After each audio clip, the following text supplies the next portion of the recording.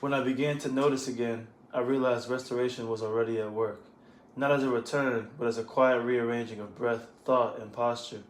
I was not taken backward, I was being taught how to stand differently. Attention gathered what was scattered, repetition revealed patterns I once ignored.